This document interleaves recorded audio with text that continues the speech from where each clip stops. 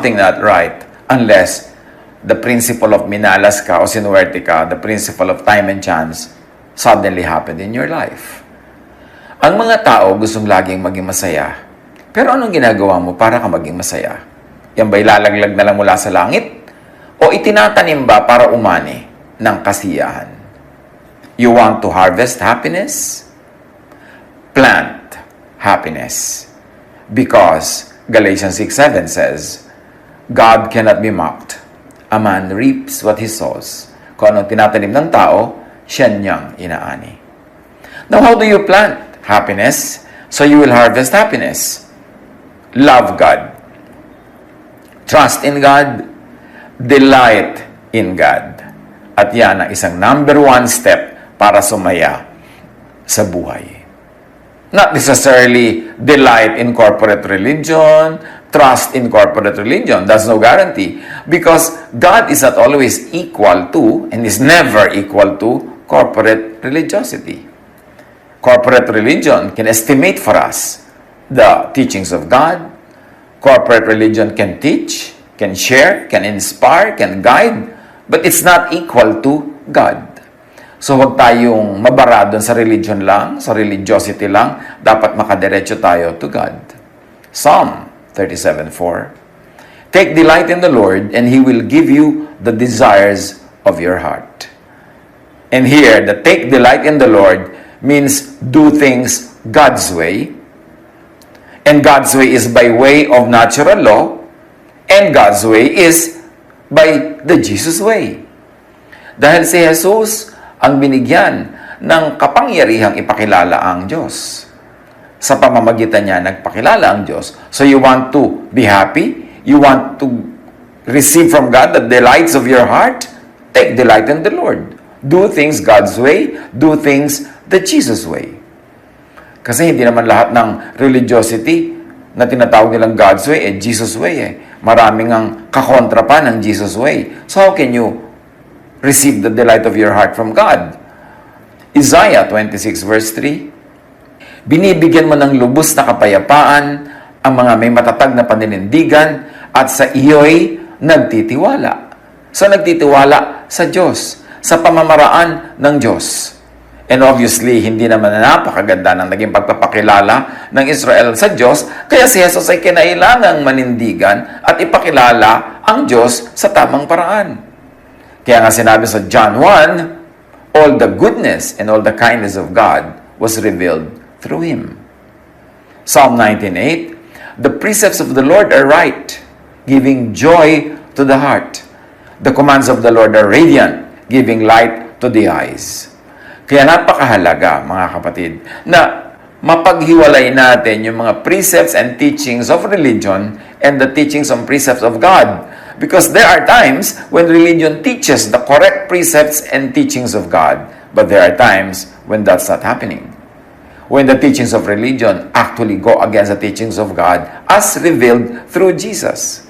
For instance, when religiosity is too legalistic, masyadong Pharisaic, therefore, hindi na yun Jesusness. Therefore, hindi na yun ang pamamaraan ng Diyos na kanyang inibig na makilala ng mga tao, kaya si Jesus ay pinagpala at ipinakilala sa atin ng Diyos sa pamamagitan ni Jesus. So, screen all precepts and commands through the Jesus filter. Anong ibig sabihin natin? Na lagi natin inuulit-ulit? Lahat ng katuruan, lahat ng kautusan, lahat ng gusto nating ipamuhay, ituro, i-share sa iba, gusto nating i-observe sa ating buhay, mga kautusan, mga gawain, mga tradisyon, mga ritual, lahat yan, salain sa Jesus filter.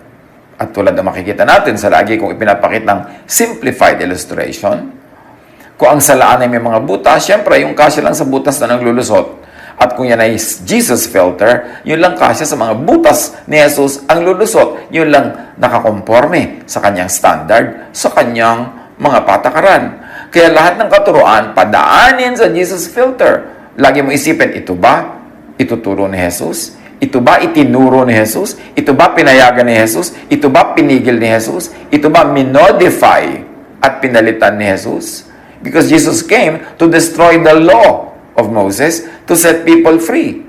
Kung ang lagi mo ipinipilit yung law, hindi yan papasa sa Jesus filter. Well, of course, may mga parts of the law na papasa. Yung mga loving, yung mga kind, pero may mga parts of the law na hindi loving. Yung mga batuhin mo ang kapwa mo, dahil kasalanan siya, patayin mo siya. Hindi yan papasa kay Jesus. So, i-filter ang lahat kay Jesus. At yung mga hindi papasa sa teaching ni Jesus, ilagay na lang sa file, isa-isang tabi, kasi dumating na si Jesus to destroy unjesusness, to destroy ungodliness. And what is godliness? As expressed through Jesus. God has explained, God has made visible through Jesus. Proverbs 16:20, whoever gives heed to instruction prospers, and blessed is the one who trusts in the Lord. So trust in the Lord, not in other personalities, not in other teachings, but in the Lord, our Lord God. At ang pagpapakilala ng Lord God, perfect through Jesus. Siyempre, doon sa mga nauna kay Jesus, mga propeta, mga teacher, may pagpapakilala rin ng Diyos, may makurang ka rin makukuha about God.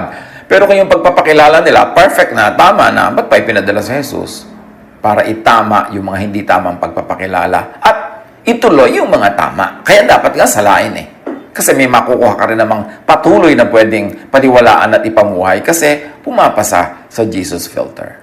Ecclesiastes 2:26, to the person who pleases Him, who pleases God, meaning who do things God's way, and God's way is by natural law, and by the Jesus way, God gives wisdom, knowledge, and happiness.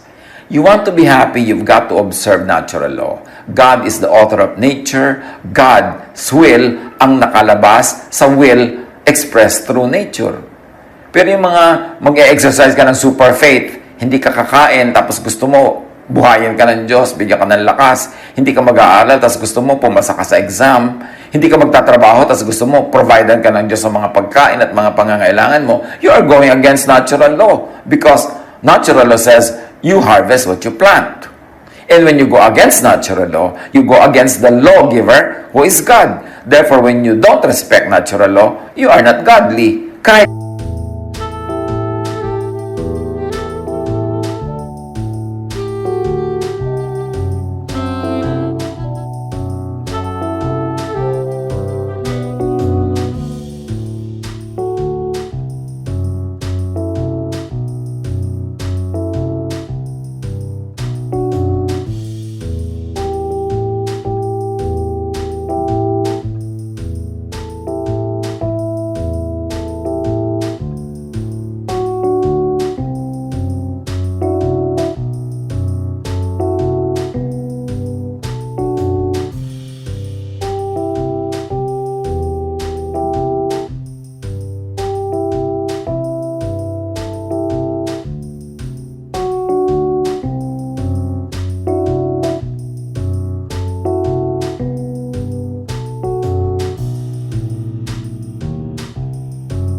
ka madadasalin, kahit ka religyoso, kahit sa ulo mo lahat ang verses, at kahit wala ka nang ginawa kundi magkakanta ng mga hallelujah, when you don't respect natural law, you are not obeying God, you are going against God, because God is the author of natural law.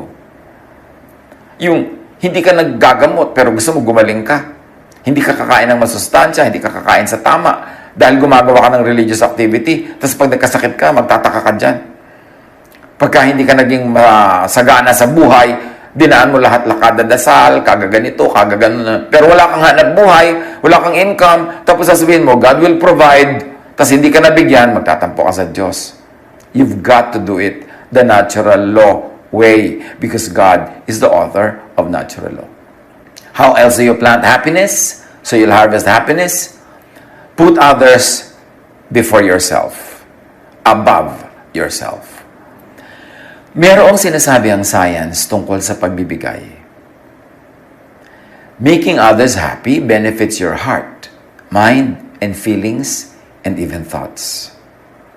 When people give to charities, it has been studied, it activates regions of the brain associated with pleasure and trust, creating a warm glow effect, also known as giver's glow. Yan ay napag-aralan ng maraming branches of science. Yung mine-measure nila ang nangyayari sa iyong brain, sa iyong mga blood pressure, sa iyong buong katawan. At yun daw gumagawa ng mabuti sa kapwa, nagkakaroon ng giver's glow. Pagka, siyempre, ang pagbibigay ay taos puso. Bumubuti ang iyong kalusugan, sumasaya ka, and it becomes good for your health. Acts 20:34-35. Alalahanin natin ang mga salita ng Panginoong Hesus. Higit na mapalad ang nagbibigay kaysa tumatanggap.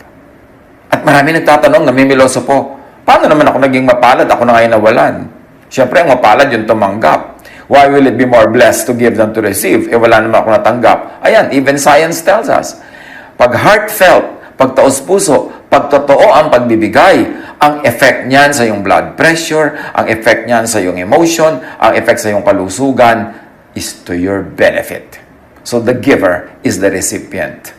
Mapalad ang nagbibigay kaysa tumatanggap. So gusto mong sumaya, maging mapagbigay ka. Kasi merong saya na tanging ang mga givers lang ang nakakaranas, nakakaalam at nakaka-enjoy. Proverbs 11:25, a generous person will prosper. Whoever refreshes others will be refreshed. Bakit na naman? Para ka sumaya ay maging mapagbigay ka. Bukod dun sa nakikinabang ang iyong health, ang iyong emotion, ang iyong spirituality, meron pa rin isang law at work. The law of balances. Because the universe works in perfect balance. Hindi pwedeng may debit, tapos may credit, tapos walang zero balance. Kailangan balance yan. So, ang mapagbigay, tumatanggap. Ang malaking magbigay, malaki ang tatanggapin. Yung malaki ang bait, malaki rin ang kabait ang tatanggapin niya. Because a generous person will prosper. Whoever refreshes others will be refreshed. You want to be refreshed? Unahin mong i-refresh ang iyong kapwa. Hindi papayag ang universe na hindi mag-balance, hindi papayag ang universe na may utang siya sa iyo. Sino man, ano man ang ginawa mong mabuti sa kapwa, ibabalik sa iyo ng universe. Mas marami pa. Because God is no man's debtor. Hindi papayag ang Diyos na may utang siya sa tao. Kaya pag nagbigay ka sa iba, nagbigay ka sa nangangailangan, di ba? Sabi ni Jesus, ang sabi ng Diyos, pag nagbigay ka sa mga nangangailangan, sa akin ka nagbibigay. Therefore, pag nagbibigay ka sa nangangailangan, nagbibigay ka sa mga mabubuting gawa, nagbibigay ka sa Diyos, papayag ba ang Diyos na ikaw ang giver at hindi siya? Therefore, ibabalik niya lahat. Kung hindi man niya ibinalik agad, nauna na siya nagbigay, kaya ka nga nakakapagbigay. Kaya, you want to be happy? Be a giver. Be a generous person. Give to very good works. Give to deserving people. And also give to needy people who may not be deserving. How else do you plant happiness so you will harvest happiness? Pursue and keep peace.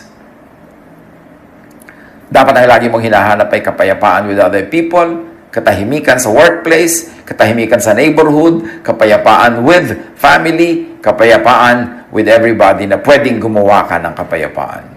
Because peace brings about happiness. Proverbs 12:20, those who promote peace have joy.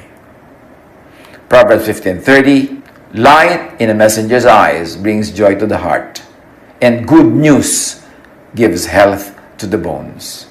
You want to be healthy? You want to be happy? You want to plant happiness? Plant good news in people's hearts. Plant good news in your own heart. Do not dwell on bad news. And do not be a news reporter from hell. Yung gusto mong sumaya, di ba? Magpasaya ka ng kapwa. Kasi yung ginagawa mo sa kapwa, babalik sa'yo. Pero kung hindi ka nagpapasaya ng kapwa, in fact, nagpapalungkot ka, nananakit ka ng kapwa, di sasaktan ka rin ng universe o ng ibang tao. Hindi ka nagpapasaya, di wala rin magpapasaya sa'yo. Bakit may mga taong tuwang-tuwang sila ang tagapagdala ng bad news? Yung pag may namatay, sila agad ang kauna-unahang magkakalat ng balitang may namatay. You really enjoy bringing this news to people? Ako, sa ganyan, kung hanggang maaari lang sana, hindi ako ang pagmula ng balita. Hindi na ako nagbabalita. Because I don't want to be the bearer of the sad news. Tuloy yung makikita ng tao, may text ka sa kanila, may message ka, sabi na, bad news na naman ito. Kasi itong taong to mahilig magdala ng bad news. Bakit may mga taong hilig mag-share ng mga nakakatakot, mag-share ng mga nakakagulo, nakakagalit?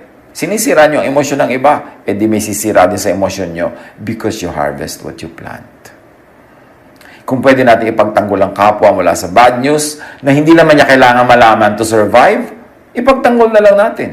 Bago tayo mag-share ng bad news, ng sad news, ng scary news, itanong muna natin, kailangan ba niya itong malaman para siya maiiwas sa gulo, para siya magkaroon ng buhay? O hindi naman kailangan. So kung hindi kailangan, bakit ko pa siya guguluhin? Bakit ko pa siya tatakutin? For instance, do not dwell on bad news. You want to harvest happiness? Plant happiness? Seek and practice wisdom. Because wisdom is happiness. Proverbs 3:18, wisdom is a tree of life to those who embrace her. Happy are those who hold her tightly. Magpakatalino. Kasi mas malapit sa matalino ang kaligayahan, ang kasiyahan. Yung tunay na katalinuhan, hindi yung katalinuhan na ginagamit para mangaway, katalinuhan na ginagamit para magmalaki at magyabang. Yung tunay na katalinuhan kasi ang bunga nun sa tao, nalalaman niya ang mga tama niyang dapat gawin, ang mga tama niyang dapat itanim para siya ay sumaya.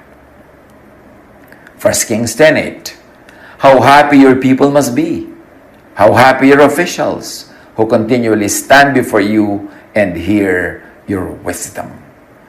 Pagka ang hari, ang leader, ay matalino, sabi nila, napakaligaya naman at mapalad ng mga nasasakupan mo. Kasi araw-araw naririnig nila yung karunungan na nakakapagpatalino, na nakakapagpasaya ng buhay, nakakapagpagaan ng mga bigatin. So, ang katalinuhan, nagpapasaya. So, gano'n naman tayo katalino. Gaano karami ang alam natin? Dinadagdagan pa ba natin yan para mapili na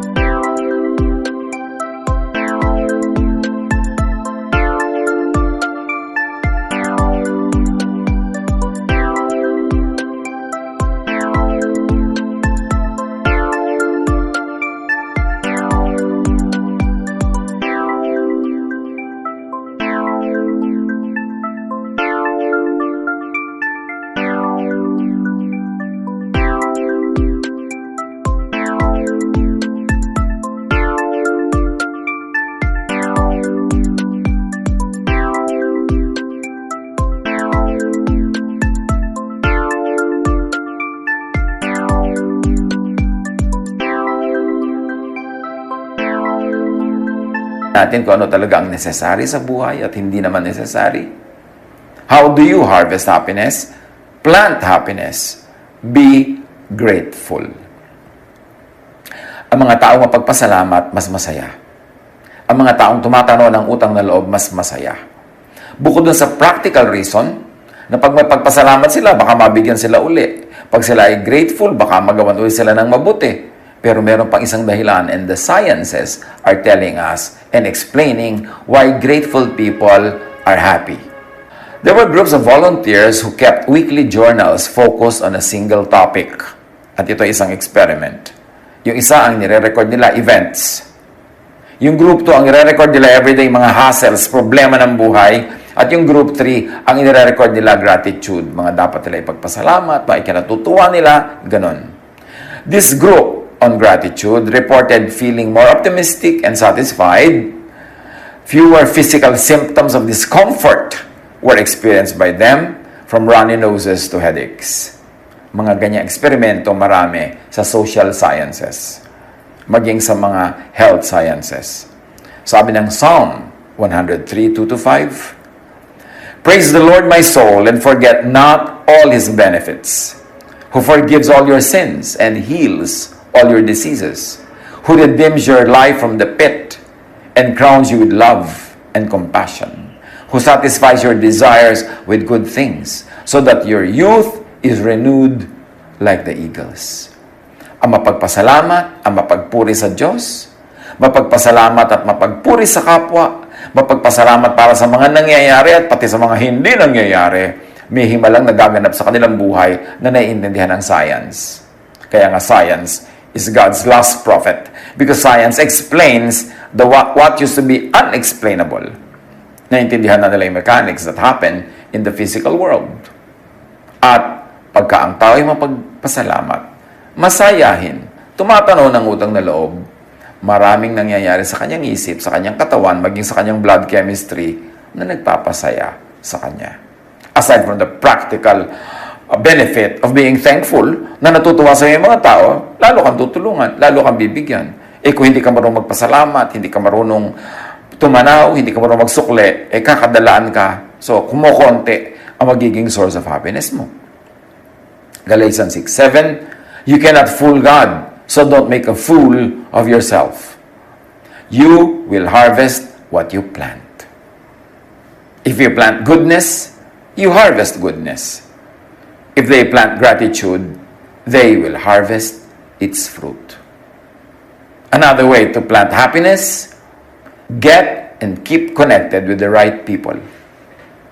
Invest. Because good relations keep us happier and healthier, at marami na rin mga social experiments, medical experiments, psychological, psychiatric experiments that confirm that. Proverbs 27:9, perfume and incense bring joy to the heart, and pleasantness of a friend springs from their heartfelt advice. So pagka meron kang marami mga kaibigan, kahit hindi marami, pero quality, yung kanilang mga advice, mga salita nila, nagpapagaan ng buhay, nagpapasarap ng buhay. Proverbs 14:7, stay away from a fool, for you will not find knowledge on their lips. So invest in good relationship with good people, hindi with foolish people, hindi with bad people who will ruin you and ruin your personality. At syempre pa, enjoy life with people you love. Ecclesiastes 9:9. Enjoy life with your wife, or of course its equivalents, whom you love all the days of this life.